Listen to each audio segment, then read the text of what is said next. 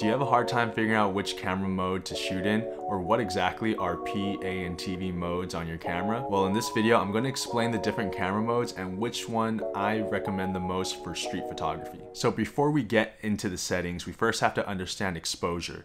Exposure is basically just how bright or dark your photo is, which is determined by how much light reaches your sensor. And that's determined by three settings: aperture, shutter speed, and ISO. So what happens when you select each of these modes? In either of these three modes, your camera will do whatever it takes to make sure that the final image is perfectly exposed. Hence why they're called automatic modes. Your camera automatically figures out these three settings for you. Whereas in manual, you'd have to figure out and set aperture, shutter speed, and ISO by yourself. And it's pretty much like a car. Not every car is gonna be manual stick shift. Like, this is why we have automatic modes.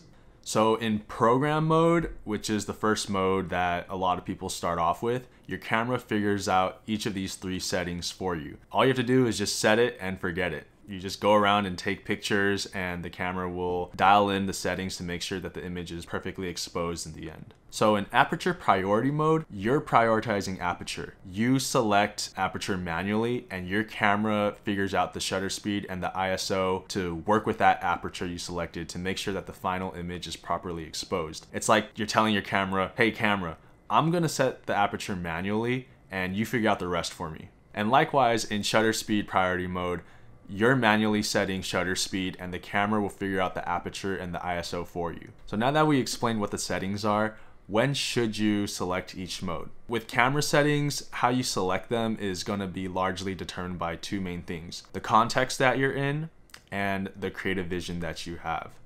So for example, if you're shooting still life or portraits or landscapes or something that's not moving, then shutter speed probably isn't important in this context. You're probably going to go aperture priority mode.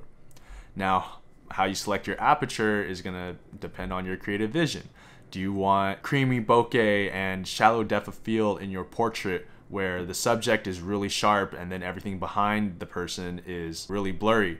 All right, then you're going to set a low aperture, or a low f-stop, like f2 or f1.8, and the camera figures out the rest for you in aperture priority mode. Or do you want like a environmental portrait where your subject and the background are all sharp and in focus?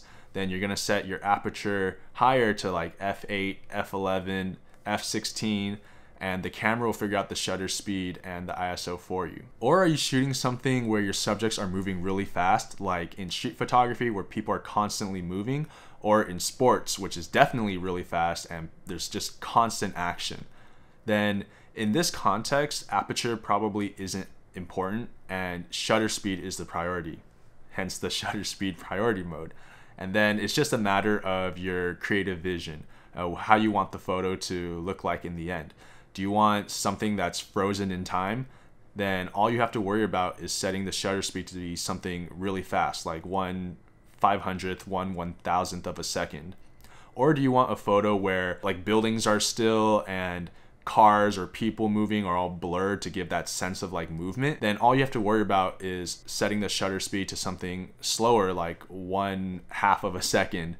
But the point is that all you have to worry about in this mode is setting the shutter speed and your camera will figure out the rest for you. So that brings me to my third point. I said that camera settings, how you select them, are going to be determined by one, context, and two, your creative vision.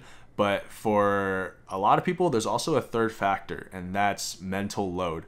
And what I mean by mental load is that, everyone's at a different point in their photography journey in terms of technical mastery and setting settings. And that's okay. That's why these modes exist. They offer us different creative levers to control without overthinking and to still have fun doing photography and make great images while we're at it. Obviously with manual, the three levers of aperture, shutter speed, and ISO are things that you have full control over, but if you don't have full mastery of those things, then there's just more room for error. Basically, again, like with the car analogy, not everyone, and I don't think we want everyone shooting or having to learn how to drive stick shift manual. We still get from point A to point B driving automatic on a car. So for street photography, the setting that I recommend the most is shutter speed priority.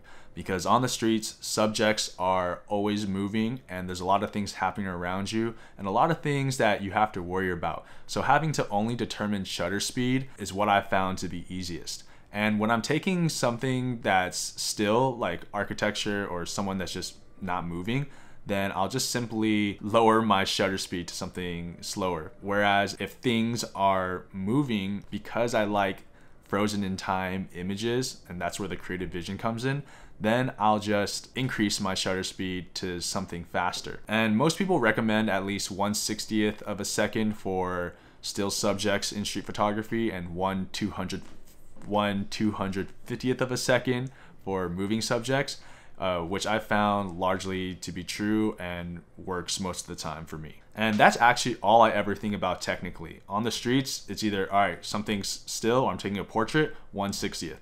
All right, people are moving and I'm getting like in motion shots. I'm moving, they're moving, then 1/250th. That's all I just go back and forth between those two shutter speeds. And that makes it easy because now the rest of the time, I'm not worried about settings. All I have to focus on is the creative part, the fun part, the composition, the idea, looking for things interesting around me.